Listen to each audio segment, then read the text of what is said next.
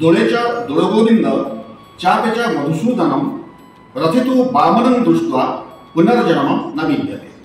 तेरे कलाहांडी जिल्लार नर्लार पवित्र माटी पवित्र घोषयात्रार द्वितीय दिवस प्रभुंकर अवशिष्ट यात्रा अनुष्ठित होइतिला।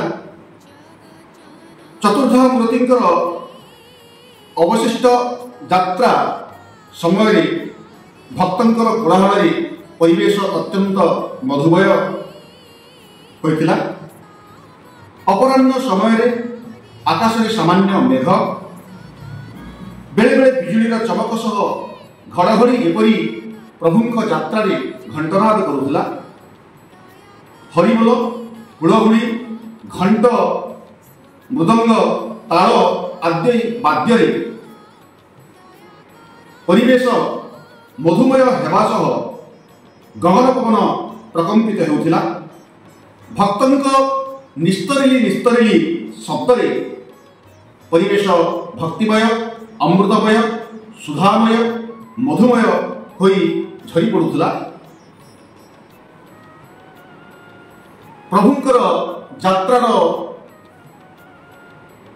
अनुकूल परिवेश भक्त माने तद्गतित तल्लीन होई पड़ुथिले। निस्तरिली निस्तरिली शब्द उछुड़ी पड़ुला नर्ला माटी। स्वतःप्रभुत भाव में प्रभुंक सभार जोग देथिबा दैतपति पंडा अड़ियारी और आचार्य माने प्रभुंक सभारे निमग्न थिले। संकीर्तनकारी जनार और भजन में उछुड़ी पड़ुला नर्ला माटी। असंख्य भक्त मानू सुरक्षा देवाई नर्ला पुलिस तत्परता सहित बेढ़ी रही रथ चारिपाखे। असंख्य महिला पुरुष युवक और युवती माने रथ टाणी बेस टोणाटरा होइतिले। तेबे आसंतु देखिबा नर्ला माटी प्रभु लीलामय अपूर्व लीलार एक भिडियो चित्र। बंधु शुभे जाऊ आज दिन दया कर दिन बंधु।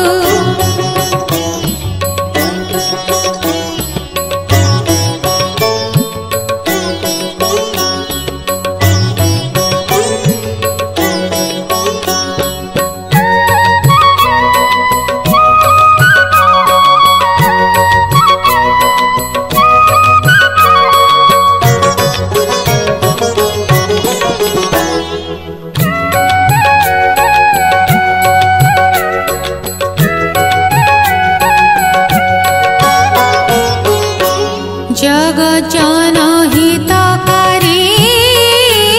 दशावतार धारी। जगत जनहितकारी दशावतार धारी। मधुसूदन मुरारी कालिया दर्प गंजन दया कर दिन बंधु। शुभे जाऊ आज दिन दया कर दिन बंधु।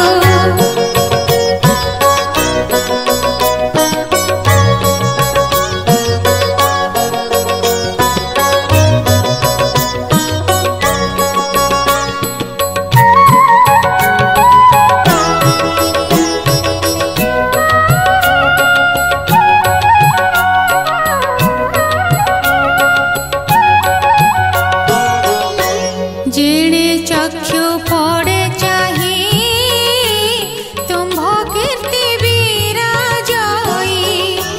जेणे चक्षु पड़े चाही